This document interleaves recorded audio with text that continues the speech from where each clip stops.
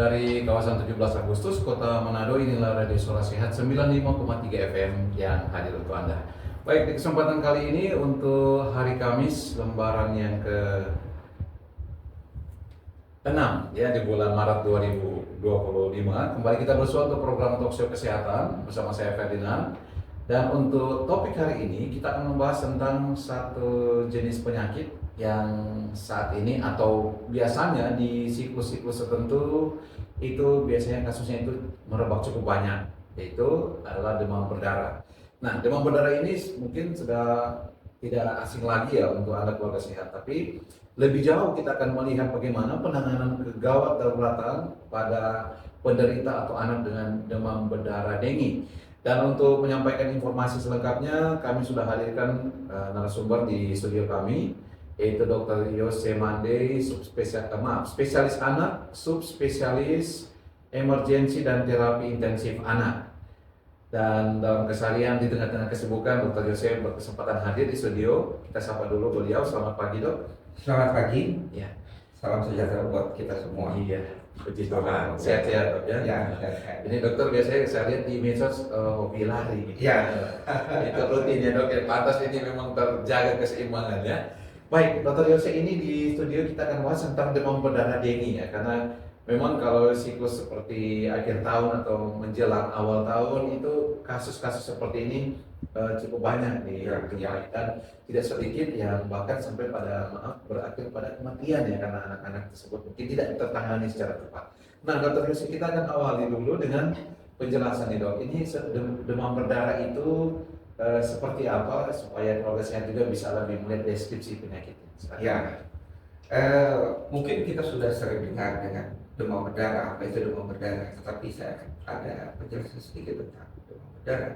Jadi demam berdarah itu penyebabnya adalah virus dengue ya. Ada 4 tipe dia, dengue 1, 2, 3, 4. Nah, virus ini disebarkan oleh nyamuk. Jadi dia sebenarnya tidak menularkan langsung orang ke orang, tetapi ada namanya vektor nyamuk Aedes aegypti. Nah, sebenarnya kalau penyakit ini artinya kalau ada vektor artinya ada yang menularkan. Kalau kita hilangkan vektornya sebenarnya tidak terjadi di penyakit ini. Nah, penularannya jadi dari orang sakit nyamuk hingga pada orang sakit, kemudian dia bawa virusnya ke orang lain. Nah, dia akan menyebabkan orang yang digigit oleh nyamuk itu akan tertular. Tetapi prinsip terjadinya sakit ini dia bukan seperti kalau malaria, plasmodium atau parasit malaria dia langsung tularkan ke orang lain, tetapi dia ada satu reaksi antigen antibodi. Jadi seseorang itu dia akan berakibat demam berdarah kalau sebelumnya dia pernah tertular dengan virus itu, dan virus itu akan membentuk suatu kekebalan. Nah, tubuh akan membentuk kekebalan ya dari virus itu. Nah, setelah dia terbentuk kekebalan atau ada antibodi, setelah dia kena lagi atau digigit lagi oleh nyamuk demam berdarah, dia akan memasukkan antigen. Nah, reaksi antigen antibodi itulah yang akan menyebabkan timbul gejala-gejala. Nah, bagaimana gejala-gejalanya akan timbul? Secara klinis yang kita bisa temukan adalah demam. Namanya demam berdarah pasti ada demam, panas ya. Tapi panasnya bukan panas 1 hari kalau sudah demam berdarah, tidak. Panasnya ada kriteria sekitar 2-7 hari. Jadi kalau ada anak yang demam 2 hari atau lebih, curiga demam berdarah, bisa kita curiga demam berdarah. Tapi seperti apa demamnya? Demamnya dia akan kontinu, artinya dia akan terus menerus. Kasih obat panas, turun sedikit dia naik lagi. Nah, itu kita harus curiga karena demam berdarah 2 hari atau lebih sampai 7 hari. Kemudian kalau orang tenaga kesehatan akan memeriksa dia ada kebesaran hati. Kemudian ada tanda perdarahan. Tanda perdarahan kalau orang lihat ya orang semua ada bintik-bintik gitu ya. Atau pada anak-anak lain bisa timbul gusi berdarah atau mimisan. Nah, itu harus hati-hati. Atau yang lebih berat lagi dia sampai berdarah atau muntah darah. Nah, itu hati-hati. Itu sudah tanda bahaya. Ya, ada kalau istilahnya sudah ada warning sign. Nah, yang terakhir, gejala terakhir adalah gejala gangguan sirkulasi. Apa itu gangguan sirkulasi? Gangguan sirkulasi itu karena kalau demam berdarah itu lebih lanjut, dia bisa sampai shock. Nah, shock itu yang kalau ini harus ditangani di rumah sakit. Nah, shock yang terjadi di sini hipovolemi karena cairan dalam pembuluh darah itu dia keluar. Nah, kalau dia keluar, volume di intravaskuler atau volume dalam pembuluh darah itu akan berkurang, sehingga gejala yang paling pertama muncul kalau ya orang kesehatan akan melihat mungkin nadinya akan jadi cepat, atau lebih lanjut lagi sudah mulai lebih berat itu, atau dia akan semakin berat kalau tekanan darahnya akan turun, tensinya sudah mulai turun. Bahkan kalau sudah masuk stadium 4 nanti ada stage-nya itu 1, 2, 3, 4. Kalau stage 4 bahkan tensi sudah tidak bisa terukur dan nanti tidak bisa kenapa. Nah itu gejala yang paling berat. Nah itu adalah gejala klinis yang bisa kita temukan. Kemudian ada gejala pemeriksaan laboratorium. Ada dua yang kita periksa. Pertama, trombosit. Ya, jadi untuk mencegah terjadinya perdarahan ada keping darah, trombosit namanya. Nah dia normalnya sekitar 150.000 sampai 450.000. Nah kalau demam berdarah itu dia bisa di bawah 100.000. Bahkan saya kalau menangani pasien-pasien yang saya kebetulan merawat intensif anak di Prof. Tanjung, bahkan ada 5.000, 7.000. Nah itu tendensi untuk terjadi perdarahan. Kalau orang Manado bilang tato kisah dikit langsung perdarahan ya itu biru-biru gitu. Nah itu bahaya sekali. Nah dia akan turun trombositnya.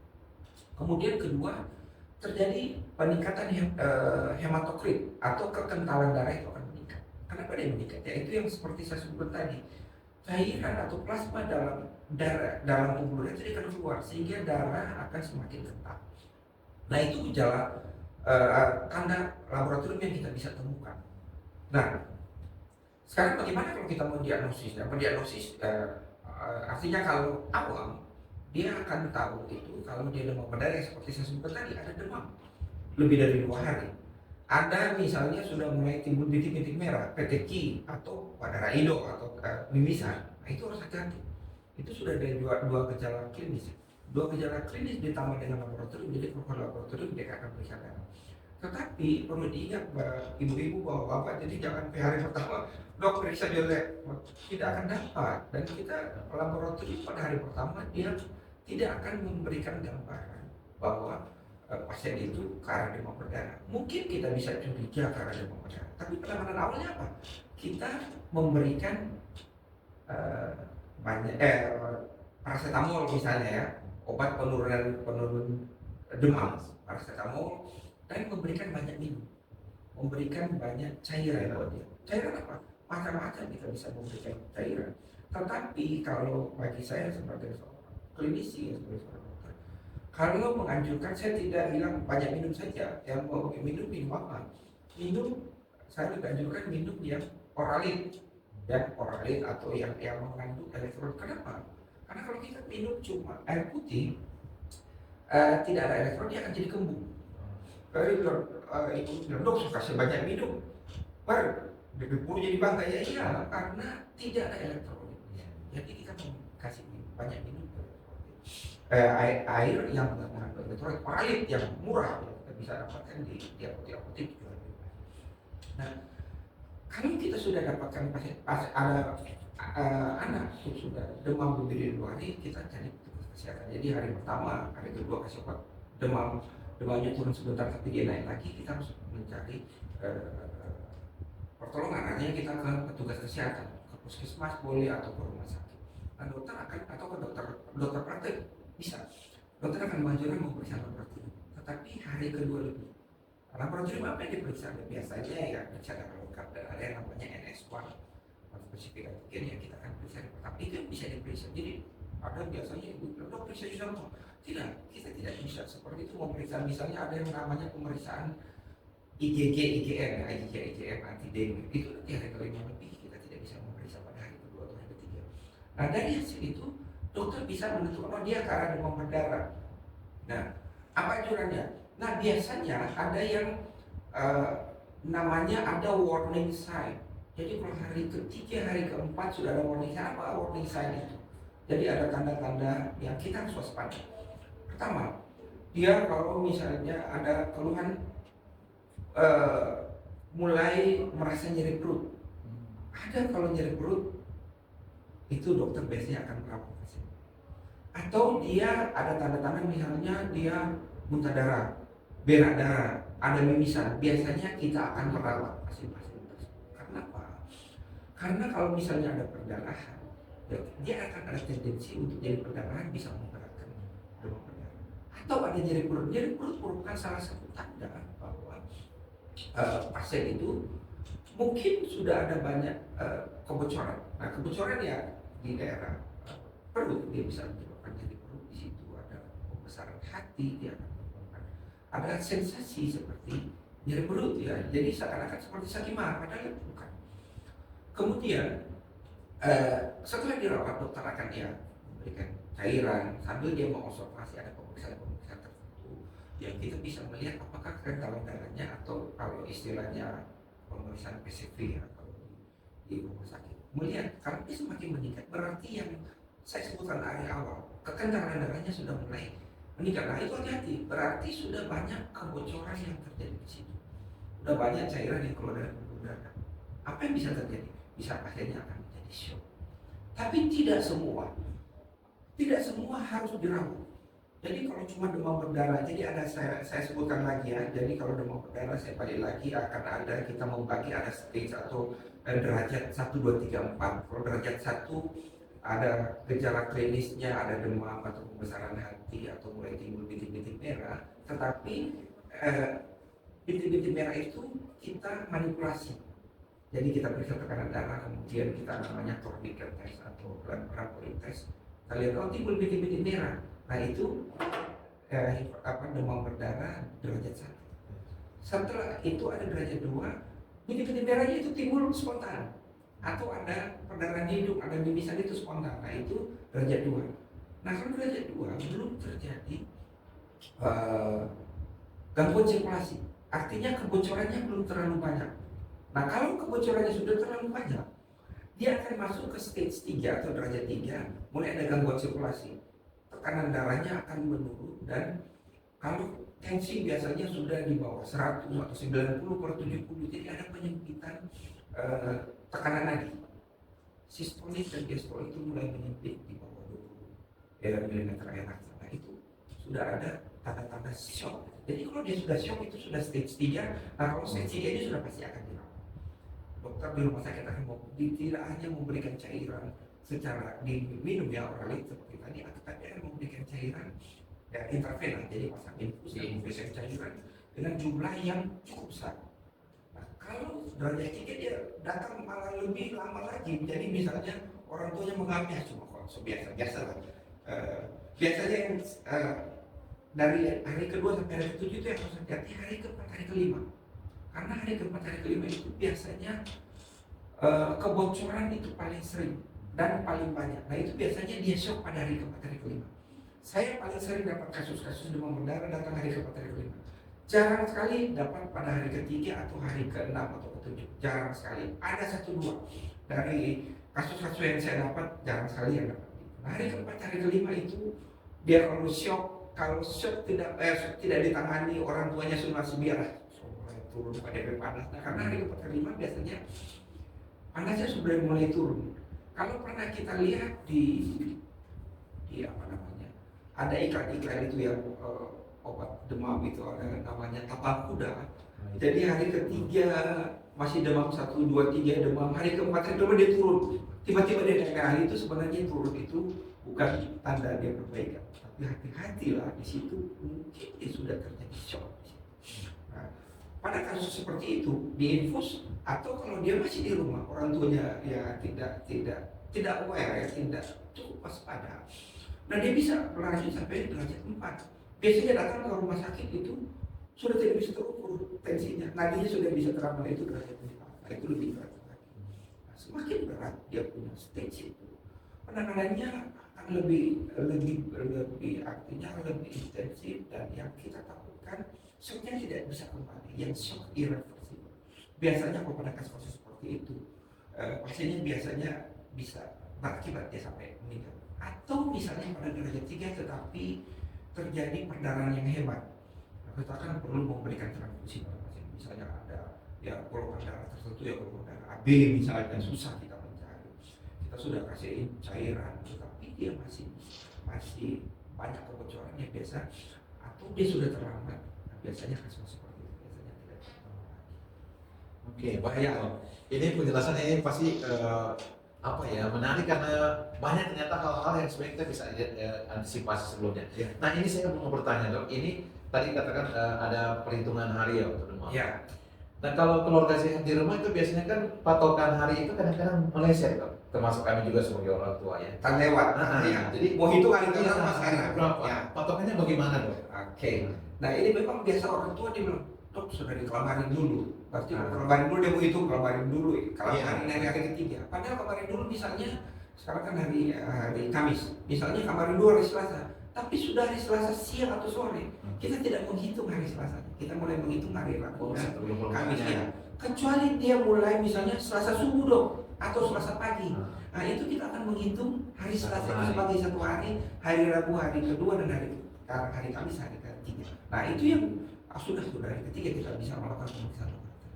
Gitu ya. Dok. Jadi kalau saya boleh ambil kesimpulan sementara dok, jadi sebagai orang tua atau yang mengasuh anak itu mesti waspada ya kalau anak terlihat murung stok kan, rasa tertoforen atau bagaimana, bisa jadi itu hari pertama demamnya ya dok. Ya. Nah yang jadi masalah biasanya orang tua kan tidak menyiapkan termometer di rumah. Iya. Jadi dok panas, ya panas bagaimana? Biasanya panas misalnya DP mama baru habis cuci, so habis pegang air, tangan ini kenapa rasa panas? Padahal tidak, kita bisa menilai cuma dengan perapaan. Oleh karena itu, ya kalau boleh mungkin bisa siapkan termometer yang lebih bagus yang digital. Artinya kan kalau digital langsung kelihatan di sini. Nah, kapan dikatakan demam? Demam itu kalau di atas 37,5. 37 Ya, jadi kalau 37,4 ya tidak demam itu. Kalau 37,5, 37,6 berarti dia demam. Nah, kadang dok cuma lau-lau, tapi orang sini kan istilah lau-lau ya, lau-lau seperti apa? Sebenarnya lau-lau kalau kita mau mungkin sekitar 376 sampai ya di bawah 38 lah mungkin bisa. Kalau kita raba itu bisa orang tua bilang lau-lau. Tapi kalau kita ada termometer dan kita bisa periksa 37,6, 37,7 berarti dia demam. Nah kita harus itu mulai demamnya itu, sehingga dokter atau tenaga kesehatan bisa memperkirakan dia sudah hari ketiga, hari keempat, atau dia sudah masuk hari keempat, hari kelima, bahaya ini, sudah bisa sampai shock. Biasanya keterlambatan di situ. Ya. Oke, iya. Jadi untuk keluarga sehat kita jadi di warning ini ya. Jadi kalau anak-anak atau ya termasuk bayi juga ya dok ya. Nah, katakan bayi ya, kalau Gimana? saya mau potong ini soal bayi. Saya dulu waktu masih sekolah, dari masih dokter muda sampai saya sudah dokter dan saya mengambil spesialisasi, sudah ini ada, saya sudah baru mengawas di bawah 2 tahun, di bawah 1 tahun itu jarang lah akan dapat demam berdarah. Orang apalagi nggak mungkin lah dia dapat demam berdarah. Dan secara teori yang saya sampaikan tadi ada teori heterolog antigen antibody ya, jadi itu sebenarnya terjadi setelah waktu 6 bulan. Jadi logikanya kalau 6 bulan pasti tidak ada. Tetapi setelah saya menjadi dokter spesialis, khususnya dokter spesialis anak yang khusus untuk yang gawat darurat, malah saya pernah dapat umur 5 bulan, 4 bulan, malah ada yang 2 bulan. Nah, jadi jangan apa di bawah 2 tahun, di bawah 1 tahun tidak ada. Malah yang saya takutkan, yang saya mau sampaikan di sini bahwa yang di bawah 1 tahun atau di bawah 1 tahun yang terutama, kalau dia kena, jadi yang ada pemeriksaan laboratorium yang saya sampaikan tadi, IgG dan IgM. Kalau bapak-bapak ibu pernah lihat ada IgM-nya positif, kalau IgM positif itu berarti dia infeksi primer. IgG-nya biasanya masih negatif. Nah kalau IgM-nya positif, infeksi primer, secara logika dia tidak akan shock. Mungkin ya pertama lagi. Tetapi saya pernah dapat dia shock. Itu artinya apa? Kalau dia shock berarti virusnya ini benar-benar luar biasa, bisa sampai pasiennya bisa sampai shock. Artinya kalau istilah kedokteran virulensinya tinggi. Nah, kalau dia kena kemudian dia shock itu susah sekali akan baliknya. Dia jadi biasanya shock akan berkepanjangan dan susah. Prognosisnya akan lebih. Tapi puji Tuhan, selama saya rawat yang di bawah 1 tahun yang shock itu, puji Tuhan yang tidak ada yang lewat ya. Ya. Pakai juga tangannya dokter. Ya. Dok, saya mau ingin minta penjelasan dokter. Ini kan disebutkan dari awal tentang shock, shock, dan shock. Mungkin bisa dijelaskan juga ke keluarga sehat. Banyak orang awam nggak tahu apa sebenarnya itu shock itu. Kalau orang bilang shock, shock dia ketinggalan kapan? Apa sebenarnya sih terminologinya dari shock ini? Shock itu kalau orang sini bilang shock ya, pada Kaki. karena istilahnya itu shock itu sebenarnya gangguan antara kebutuhan dan pasokan secara terminologi. Jadi antara supply dan demand. Apa yang maksud supply dan demand? Supply itu memberikan, jadi tubuh itu akan memberikan supply, dalam hari ini memberikan darah atau sampai ke bagian ujung-ujung perifer. Nah itu jumlah cairannya harus cukup. Jadi volume darah dalam tubuh itu harus cukup. Ya. Nah bagaimana kalau volume darahnya kurang? Nah itu yang namanya shock hipovolemic, kurang dia punya volumenya. Nah, demam berdarah itu dia masuk di situ karena volumenya yang kurang, karena dia terjadi keluar cairan plasma itu atau cairan dalam pembuluh darah itu keluar, tinggal butiran darah, sehingga volumenya akan kurang.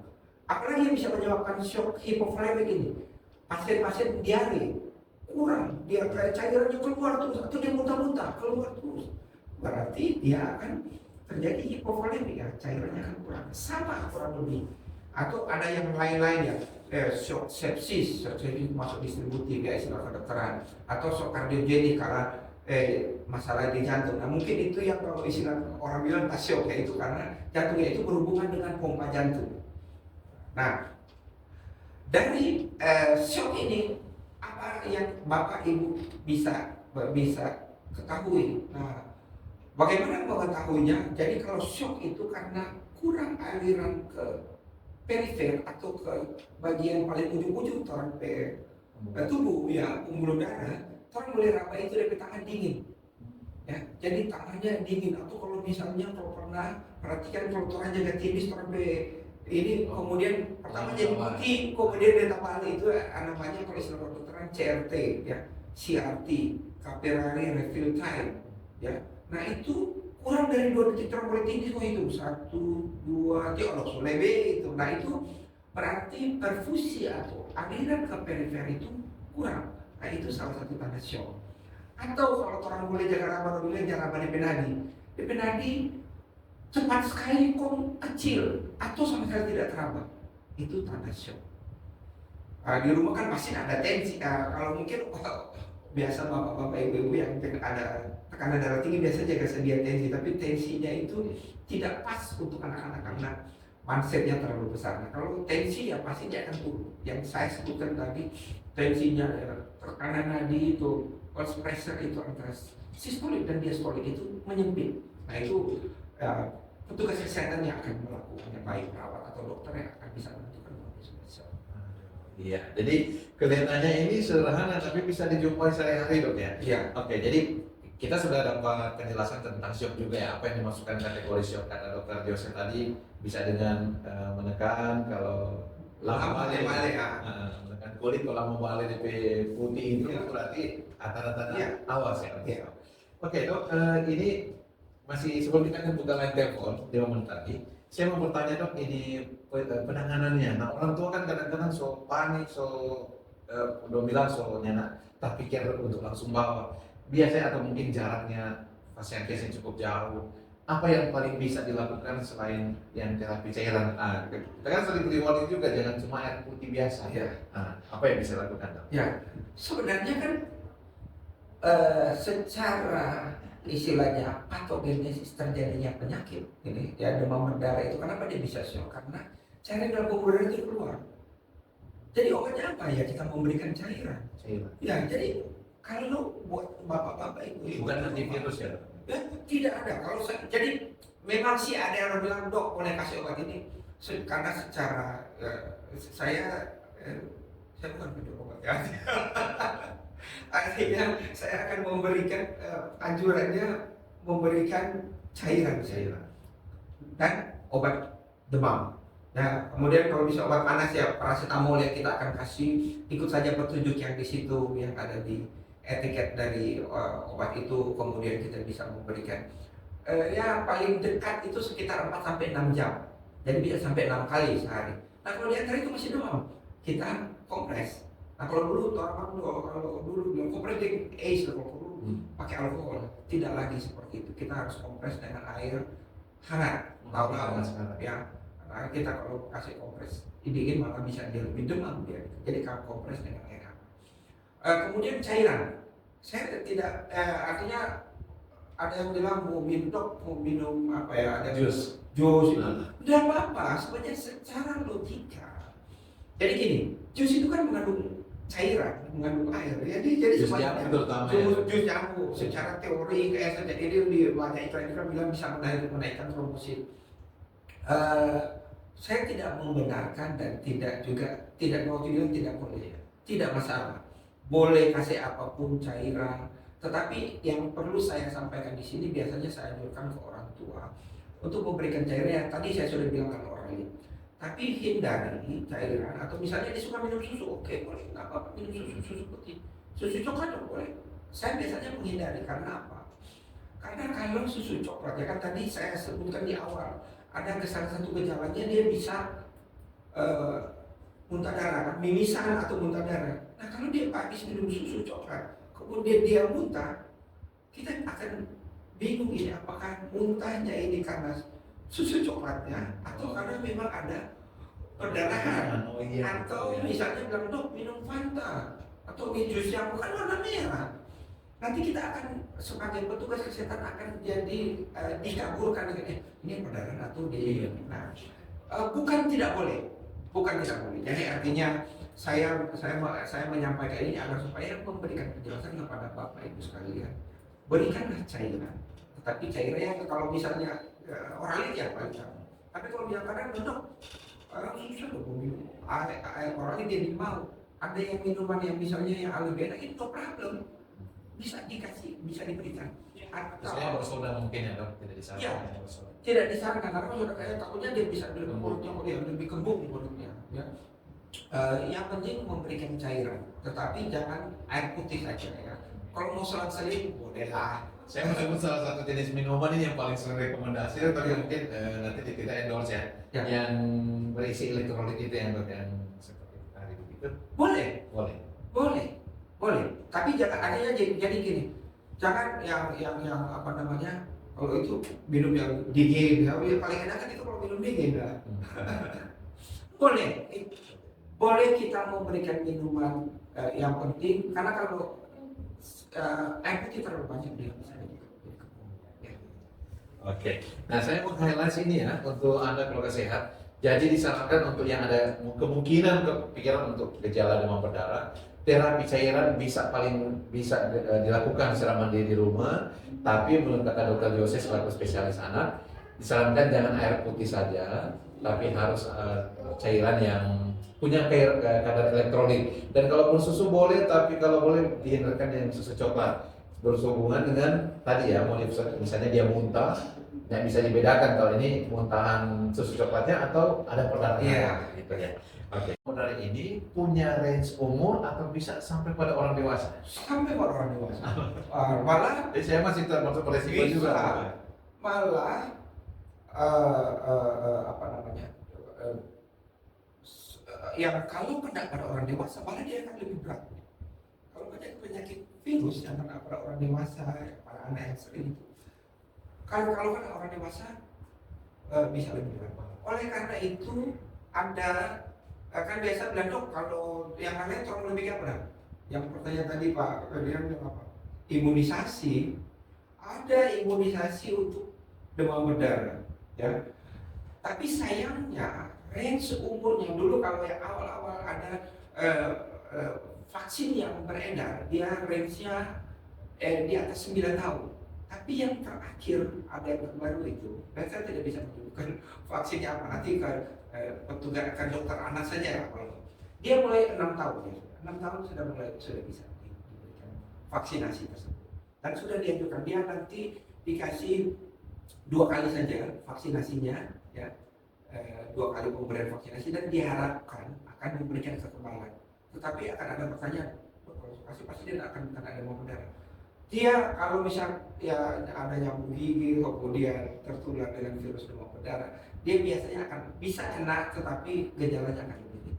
dibandingkan dengan anak yang tidak imunisasi. Jadi salah satu penanganan atau pencegahan dengan vaksinasi. Ya, cuma memang sih ada kendala karena dalam masalah biaya, tetapi ada istilahkan lebih baik mencegah daripada mengobati. Tidak masuk pada imunisasi dasar. Nah, itu sayangnya belum masuk dalam opsional program nasional. Untuk yang terakhir kan ini rotavirus sudah dapat, kemudian HPV sudah dapat ya. Jadi yang awal-awalnya kan hepatitis. Nah, sebenarnya kalau berbicara tentang imunisasi, banyak sekali bantuan dari pemerintah. Kita harus bersyukur pemerintah mulai tahap-tahap awal. Saya masih kuliah dulu saja, hepatitis belum masuk, tapi sudah masuk. Kemudian dimulai tingkatkan memberikan MR, jadi measles rubella. Kemudian tingkatkan lagi, sudah dapat HIV. Kemudian tingkatkan lagi, sudah dapat HPV ya, untuk cervix, terutama pada anak perempuan. Yang terakhir rotavirus. Nah, PCV juga sudah ada ya, jadi PCV untuk pneumokokal ya. Itu kalau pneumokokal itu cukup mahal. Bisa ya, tapi pemerintah kasih gratis ya. Kita berharap agar supaya kasus demam berdarah turun, pemerintah punya keuangan yang cukup, ya, kita akan mendapatkan vaksinasi ya. Kita berdoa pemerintah kita bisa menyisihkan dana untuk itu. Ya. Tapi yang paling bisa segera dilakukan tanpa biaya yang banyak itu adalah modifikasi lingkungan yang sehat. Ya. Ya. Oke, kalau sehat kita sudah berada di bagian akhir untuk talkshow kita di edisi hari ini yang membahas tentang kegawat daruratan demam berdarah denggi pada anak yang sudah sampaikan secara lengkap oleh Dr. Rio Semande, spesialis anak, subspesialis ETIA. Dan sebagai bagian akhir, silakan Dok untuk closing segmennya sehubungan dengan topik yang dibahas ini. Ya, demam berdarah itu masih banyak, cenderung meningkat kasusnya. Kita harus sebagai orang tua harus aware, harus waspada kalau anak-anak sudah demam lebih dari 2 hari dan demamnya terus menerus. Bisa demam berdarah, bisa bukan. Tetapi kita sebagai orang tua, apa yang bisa kita berikan? Memberikan banyak cairan, terutama memberikan cairan yang ada elektrolit, oralit kita bisa berikan. Kalau sudah 2 hari atau lebih demamnya tidak turun, segera ke puskesmas atau ke rumah sakit untuk mendapatkan pemeriksaan lebih lanjut, pemeriksaan laboratorium agar supaya bisa ditentukan apa dia demam berdarah atau tidak. Selama dalam masa demam itu bisa sampai 7 hari, apa yang kita bisa berikan di rumah kalau misalnya dia tidak dirawat, cairan yang cukup, makanan yang bergizi, dan istirahat yang cukup. Karena demam berdarah tidak semua akan jatuh ke dalam shock, tidak semua. Tetapi kalau kita sudah memberikan cairan, memberikan makanan yang cukup, dan bisa dia sampai shock itu, ya itu memang kebocoran terlalu hebat dan jangan tunda-tunda lagi, harus bawa ke rumah sakit. Ya. Baik, terima kasih banyak. Paling terakhir, Oh, ya. 3M plus jangan lupa, dan kalau bisa divaksinasi. Ya. Komplit sekali ya, Ya. 3M. Tapi kalau mama-mama lebih suka kalau 3M itu 3 miliar ya. Kalau kan bisa itu. Oke, baik. Ya, kita sudah di bagian akhir untuk talkshow kita pada pagi hari ini di edisi hari Kamis 6 Maret 2025. Dan untuk program ini kembali Anda bisa simak di kanal YouTube Promkes Manado, Promkes Dinas Kesehatan Manado, Dinas Kesehatan Provinsi maksud saya. Dan untuk episode berikutnya juga kami akan hadirkan untuk Anda secara live di 95,3 setiap Kamis pukul 9.10 pagi. Dan terima kasih banyak Dr. Yose untuk kesediaannya berbagi ilmu bersama keluarga sehat di pagi hari ini di tengah-tengah kesibukan. Kami doakan sukses selalu bersama keluarga Monday Matahari ya, dan dalam tugas keseharian juga, dan juga dalam pelayanan. Nah, saya tahu dokter juga banyak terlibat dengan kegiatan-kegiatan ini. Dan nanti kita mau bertemu lagi di kesempatan berikut di lain kesempatan Dok dengan topik-topik yang berbeda. Ya. Terima kasih untuk keluarga sehat. Demikian akhir untuk talkshow kita hari ini. Saya Ferdinand mengucapkan sampai jumpa lagi dan jangan lupa tetap jaga kesehatan Anda.